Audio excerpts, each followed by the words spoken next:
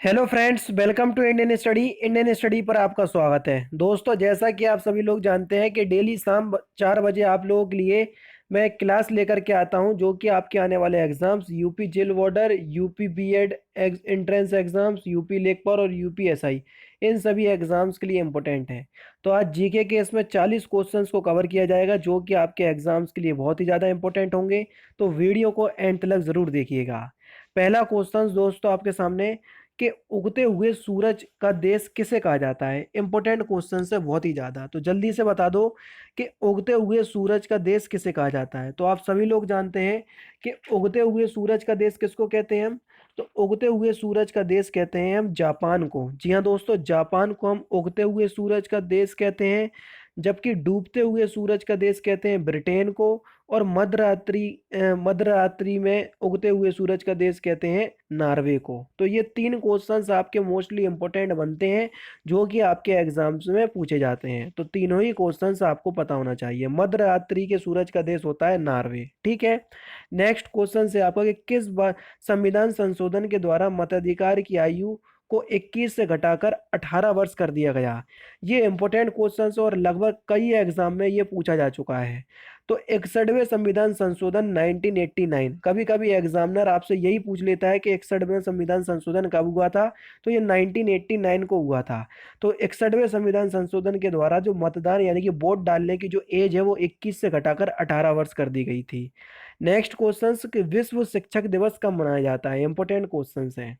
अगर हम बात करें दोस्तों विश्व शिक्षक दिवस की, तो विश्व शिक्षक दिवस जो है ये आपका 5 अक्टूबर को मनाया जाता है। कब मनाया जाता है? 5 अक्टूबर को। जी हाँ दोस्तों, प्रत्येक वर्ष हम 5 अक्टूबर को विश्व शिक्षक दिवस मनाते हैं, जबकि राष्ट्रीय शिक्षक दिवस मनाते हैं हम 5 सितंबर को। समझ रहे हैं? तो ये भी आपको पता होना चाहिए।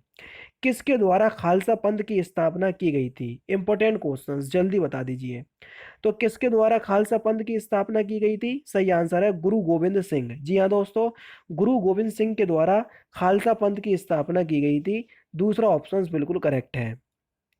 क्वेश्चन नंबर 5, भाखड़ा नागल बांध या भाखड़ा नागल परियोजना किस नदी पर स्थित है।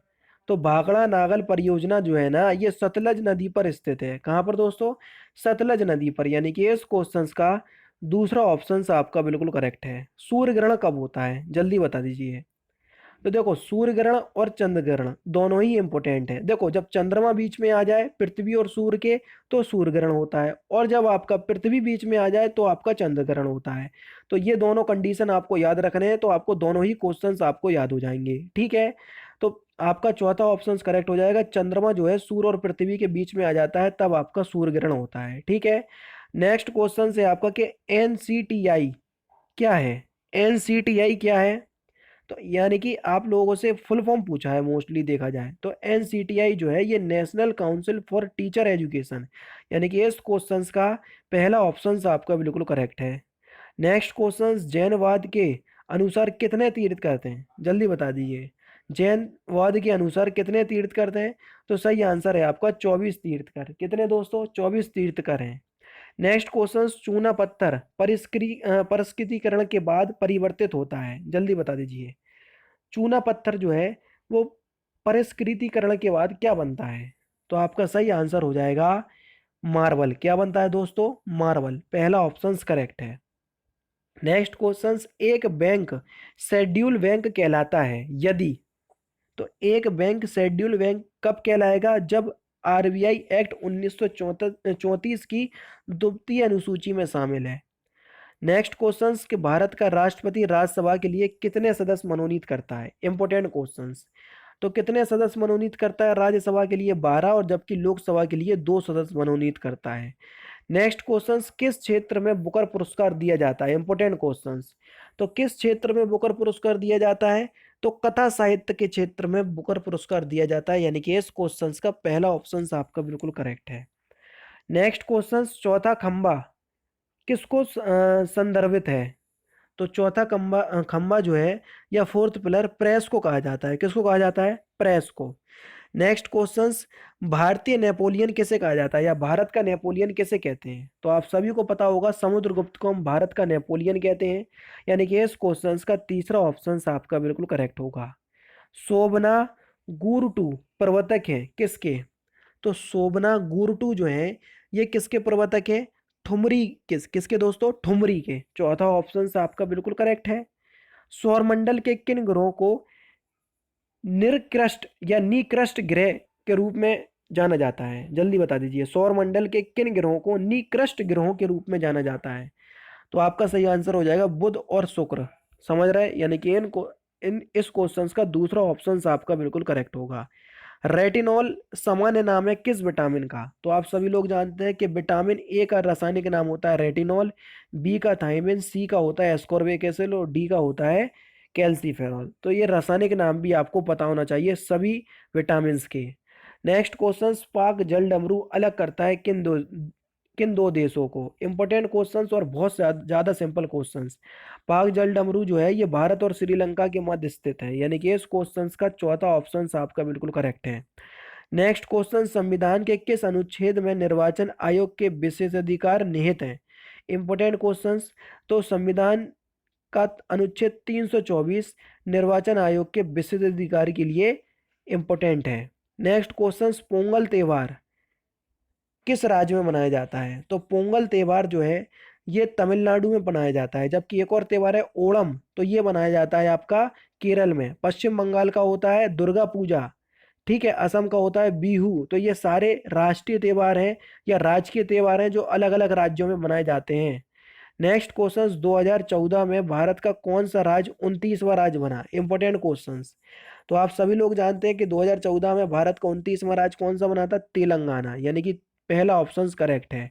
2 जून 2014 को बना था भारत का 29वां राज्य तेलंगाना, 2 जून 2014। और प्रत्येक वर्ष हम 2 जून को तेलंगाना दिवस के रूप में मनाते हैं, तो ये भी आपको पता होना चाहिए। मोस्ट इंपोर्टेंट क्वेश्चंस कि जापान की संसद का नाम क्या है? बहुत बार पूछा जा चुका है एग्जाम में। तो जापान की संसद का नाम है डायट। डायट जो है वो जापान की संसद का नाम है, यानी कि इस क्वेश्चन का तीसरा ऑप्शन आपका बिल्कुल करेक्ट हो जाएगा दोस्तों। ओमान की राजधानी कहाँ है या ओमान की राजधानी क्या है? आप सभी लोग जानते हैं, सिंपल है। ओमान की राजधानी हो जाएगी मस्कट। चौथा ऑप्शन आपका बिल्कुल करेक्ट है। बिहू मुख्य त्योहार है, अभी हाल ही मैंने आपको बताया। बिहू जो है वो कहाँ का मुख्य त्योहार है? असम का मुख्य त्योहार है। पहला ऑप्शन करेक्ट, अभी हाल ही मैंने आपको बताया था ना, और वही क्वेश्चन आपका आ गया। तो पहला ऑप्शन आपका बिल्कुल करेक्ट है। भारत के संविधान के अनुच्छेद निम्नलिखित में से मौलिक कर्तव्यों का वर्णन है, यानी कि किस अनुच्छेद में मौलिक कर्तव्यों का वर्णन है? तो आपका सही आंसर हो जाएगा 51A। जी हाँ दोस्तों, 51A में मौलिक कर्तव्यों का वर्णन है, यानी कि इस क्वेश्चन का दूसरा ऑप्शन आपका बिल्कुल करेक्ट होना चाहिए। विटामिन सी की कमी से होने वाला रोग क्या है?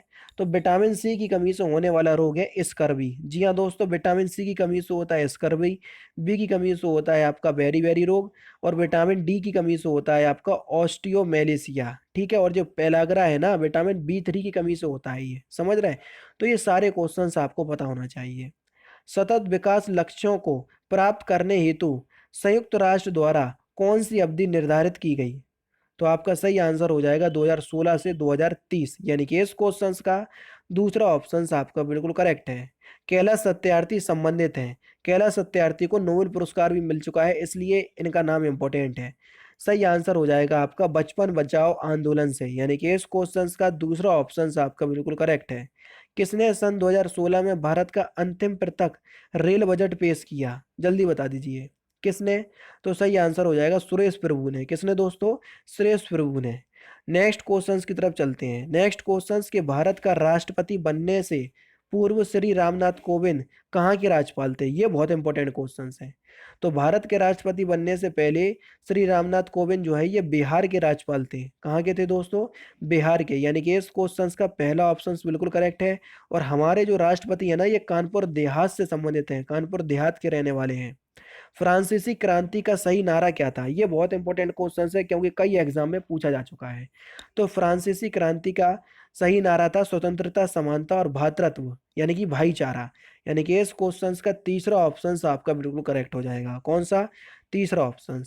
नेक्स्ट क्वेश्चन, निम्नलिखित में से किस खिलाड़ी ने रियो पैरा ओलंपिक 2016 में ऊंची कूद में स्वर्ण पदक जीता? जल्दी बताओ। तो आपका जो सही आंसर हो जाएगा वह हो जाएगा मरियप्पन थंगावेलु, यानी कि इस क्वेश्चन का चौथा ऑप्शन बिल्कुल करेक्ट है। कौन सा?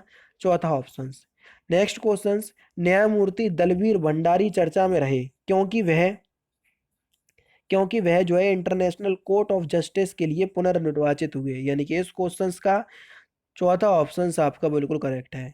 भारत को सर्वाधिक पुराना ग्रंथ माना जाता है, यानी कि किस ग्रंथ को भारत में सर्वाधिक पुराना ग्रंथ माना जाता है, सबसे ज्यादा पुराना ग्रंथ? तो सही आंसर हो जाएगा ऋग्वेद। ऋग्वेद को भारत में सर्वाधिक पुराना ग्रंथ माना जाता है।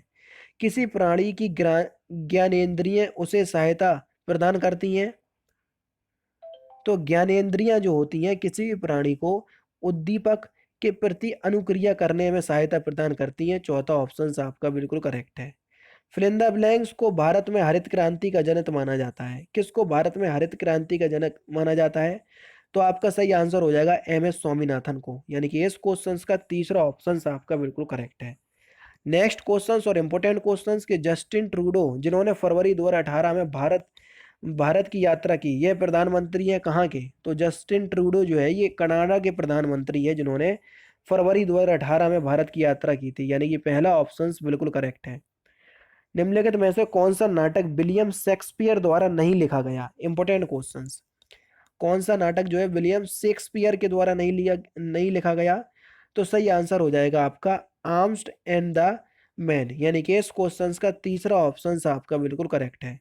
सेकंड लास्ट क्वेश्चन है कि राष्ट्रीय प्रतिरक्षा संस्थान स्थित है कहाँ पर? तो राष्ट्रीय प्रतिरक्षा संस्थान जो है ना ये नई दिल्ली में स्थित है। कहाँ पर? नई दिल्ली में। चौथा ऑप्शन आपका बिल्कुल करेक्ट हो जाएगा। और लास्ट क्वेश्चन कि 2020 ग्रीष्मकालीन ओलंपिक खेलों का आयोजन किस देश में किया जाएगा, जो कि अभी ये जो गेम्स है स्थगित कर दिए गए। तो आपको बताना है कि ये खेल होने कहाँ थे। तो इस क्वेश्चन का सही आंसर आप लोगों को कमेंट बॉक्स में बताना है। ठीक है, तो ये थे दोस्तों आपके 40 क्वेश्चंस जो कि आपके एग्जाम्स के लिए बहुत ही ज़्यादा इंपॉर्टेंट है। वीडियो कैसा लगा तो प्लीज़ दोस्तों कमेंट बॉक्स में ज़रूर से बताइएगा। और आप लोगों की कुछ शिकायत हो तो वो भी कमेंट बॉक्स में बताइएगा, तो मैं शिकायत दूर करने की कोशिश करूँगा। तो दोस्तों फिलहाल की वीडियो में सिर्फ इतना ही। अगर आपको वीडियो पसंद आए तो प्लीज़ दोस्तों वीडियो को लाइक कीजिए, शेयर कीजिए और साथ ही साथ हमारे चैनल को सब्सक्राइब करना ना भूलें, क्योंकि मैं रोजाना इसी तरह की वीडियोस आप लोगों के लिए लाता रहता हूँ। नमस्कार दोस्तों, जय हिंद, जय भारत।